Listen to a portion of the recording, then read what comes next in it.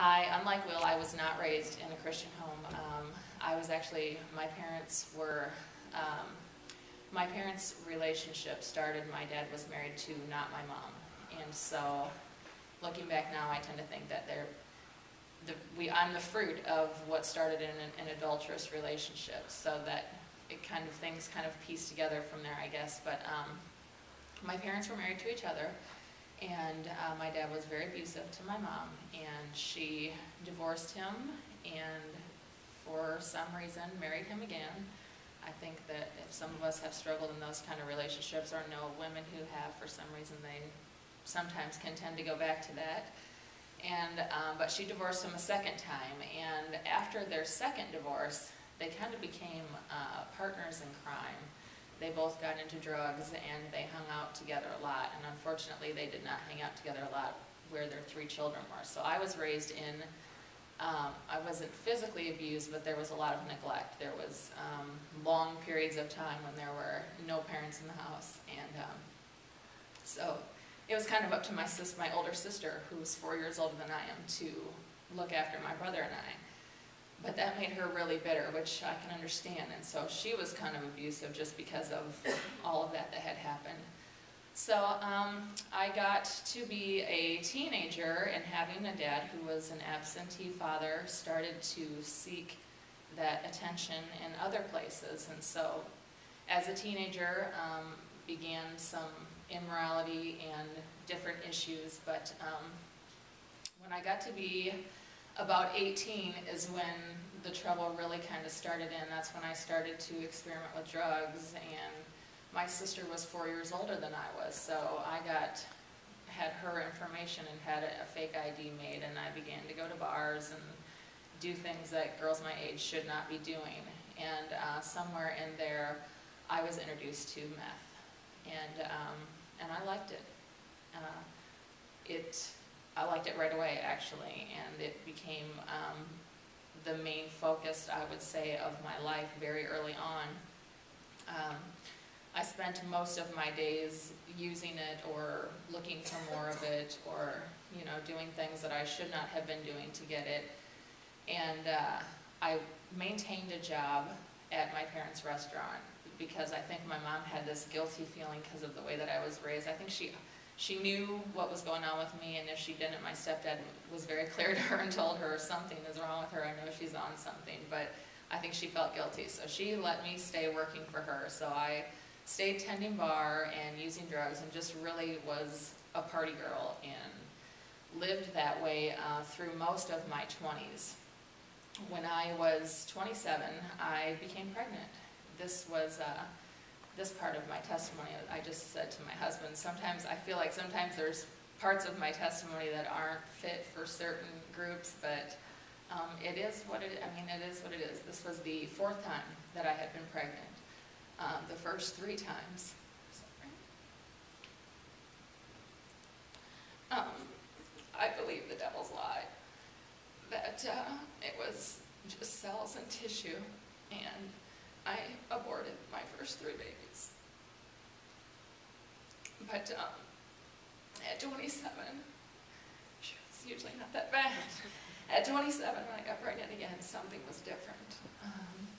I'm not sure what it was, but I just knew I wasn't going to do that again. I think part of it, when I made that choice, part of it was me believing that lie, and then part of it was just selfishness. I didn't think I was ready to I didn't want to be the kind of mom that I had.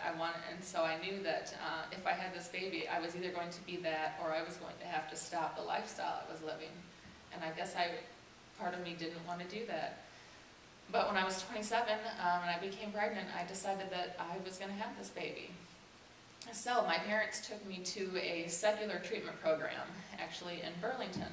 I grew up in Dubuque, and they took me to a program in Burlington, and I got there and got cleaned up and stayed for about a month, and decided when my parents came to visit once that I was clean and I was pregnant and I didn't have any desire to get high anymore, and so I could come home. And I did. I went home and I stayed clean throughout my pregnancy. I did well, but about a month and a half after I had my baby, I fell and I started using again. And so I was, now it was, this time it was different though, you know, before, and I realize now, had I not gotten pregnant, I never cared enough about myself to want to get clean. It never mattered, but when I became pregnant, it wasn't just about me anymore, and that's what really drove me to want to get clean. So when I fell and started using again and I had this baby, it was so much worse. The guilt was just, you know, awful. I could just excuse all of that away before, but now I was someone's mom, and I was being the kind of mom I thought I was never going to be. And so I was, when I was in the secular program in Burlington, they used to have this pastor that came in on Wednesday nights and did a Bible study. And because there was nothing else to do, I went. And I went to the Bible study, and a guy in the Bible study gave me a Bible. And he said, "You should read Matthew. I think you'll really like it." Well, I tucked it away and thought, I'm clean. What do I need this for, you know? But here I sit, a month and a half after I had my daughter, Leanna, in my apartment, and she had gotten RSV, which is, I'm sure everybody knows what it is that has kids. It's just a respiratory infection. And it's really not that big of a deal. I mean, it's very common. But when your first baby has it, it scares you. I mean, their breathing is very raspy, and so I was sitting in my apartment. My baby had gotten RSV. She was resting on the bed next to me, and I didn't know that it was common, and it sounded very serious to me. And I sat there and thought to myself that God was going to take my baby because I wasn't being a good mom, and which got me thinking about God. And I started to think, you know, I've tried to stop myself. I got clean for a while, you know. That's the only thing I remember hearing about an ex-boyfriend's aunt who had found Jesus and got off drugs, and so that was always in the back of my mind, and I thought, that's one thing I haven't tried. So I dug around and got that Bible out, and I opened it up and I started reading it, and it didn't make any sense to me. I mean, it was talking about sheep and wolves, and I mean, nothing registered, and I closed it, and I sat there and I started crying, because I thought, well, there was that. If there was any other hope, then that was it. And I looked at my baby sleeping on the bed next to me and thought, my parents were addicts and I'm an addict, and probably she's going to be an addict when she grows up. And right then, as I sat there crying, my doorbell rang. So I went and answered my door, and there was two guys standing at my door with suits on. This had never happened to me. Nobody had ever invited me to church. Nobody had ever told me about Jesus, nothing. There's two men standing at my door with suits on, and they handed me a little piece of paper and said, "We just wanted to invite you to church." And even I, who knew nothing about God, knew that after I just, for the first time in my life, gotten a Bible out and started reading it, I knew that there was something to this. So that next Sunday, I dressed my little baby up and went to church. High. I was high on meth because I was an addict, and I didn't know how to not be high. I couldn't function really without being high. But I went to that church, and I went the next Sunday, and when I went the next Sunday, I got saved. And but I didn't get I did get, any salvation is glorious salvation, but it didn't click. I didn't just walk out of that church and that was it. Everything was rainbows and butterflies, and that wasn't what happened. I got saved, but I was still an addict. And so I went home, and I went to church every time the doors were open. I went Wednesday night, Sunday morning, Sunday night. I was in my Bible all week long, but I was still using meth. And every time I went to church, the things that pastor was saying, I mean, like I could tell, I always felt like he's speaking to me. His wife would come and do Bible studies with me, and I always thought she would go home and tell him all about everything we talked about, because all of his message pertained exactly to me. And so I felt like one of these times I'm going to go and I'm going to sit in there and he's going to say something, and that's it. I'm going to walk out of here and I'm never going to get high again, and that's just going to be the magic fix. That didn't happen. I was sitting in my apartment one night, and I was high, and I was reading my Bible, because I did read my Bible all the time, and I came across the verse that the truth would make me free. And now people have said that the truth is Jesus, and it is, but right then and there, at that point in my time in my life, that verse meant to me the reason why you're not getting clean, the reason why this isn't clicking, the reason why you're still getting high is because nobody knows the truth about what's going on with you.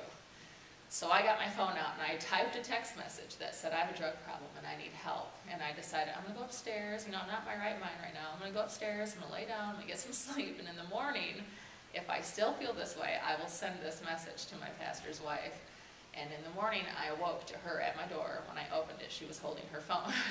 I know I didn't send that text message, but there she was with her phone. And they came in and they said, Kathy, we knew something was going on, but we were just waiting for you to tell us. So from there, they started to look for the biblical solution to my problem, because I had tried the world solution. I went to secular rehab. You know, I tried to pull myself up by the bootstraps and just knock it off and quit doing it, which is what a lot of us tend to think addicts. They just need to stop it. You just need to make better choices. You just have to, you know, I tried all that stuff. But they were looking for what God's solution would be. And now, this, mind you, this is a little independent Baptist church in a little town. It even sits in a little neighborhood, and they did not know what to do with me. You know, they had, in fact, they said, what is meth? When I told them I had meth around, they were like, well, what is that? And so they were, you know, clueless, but they were absolutely ordained of God to help me in this, because they started to look for programs. And I applied to a few different programs, but my daughter, who I had just had, her dad was one of the people who I got my drugs from, and my parents owned a bar, and so when I would apply for these programs and they would call and talk to me about coming to their program, they'd say, what are you going to do with your daughter? And I would tell them, she's got to come with me. There's no, I don't have anywhere, you know, I'm not going to leave her behind in the mess that I'm trying to come out of. That doesn't make any sense. And so every place kept saying, well, we're not set up for that. We're not that kind of program. We can't take kids in our program. And I had applied to Reformers in Rockford, and they didn't call and tell me directly, no, they just avoided my phone call. I would call the housing director, and I would get his secretary every time, and she would say, I'll have him call you, and he just never did call, so I kept calling and calling and calling. And finally he called, and he said, okay, you can come, and you can bring her. So I went into the ladies' home. He told me later that every time I would call, and his secretary would say, Kathy called again, that he kept saying no, no, no, but God kept saying yes, yes, yes. So they let Leanna and I come in the program, and we went through the program, and it was hard, because it was hard anyway. I mean, it's a hard program. You go from being a drug addict with really no responsibility, you know, you're just not organized person, and you have to get up early, and you're in your Bible, and then you go to a job, and you work all day, and you go to chapel, and you know, there's this tough schedule that they make you keep, and it's a good thing. And I had to keep this schedule, but I had a little baby in tow all along the way. But we did well. We graduated the program. I had some adversity right when I graduated, and I decided that I had graduated, and it's time for me to go home. And all of my authority in the program said, Kathy, don't go home. You don't have a good support system there. You're not ready to go home. Don't go home. And I decided that I knew best, and I had graduated, and I went home, and they were right. A couple months after I got home, I fell, and I was using again. This time, it was about 6 months, I would say, until I decided that I needed to go back and get it. There was something that I hadn't gotten, and I needed to get it. So I went back into Rockford and did a little bit more time in the home, and then they took me on as a staff member there, and I worked as the housing secretary for a while, and that is where I met my husband, and we since have gotten married and had 3 more beautiful children. That's all.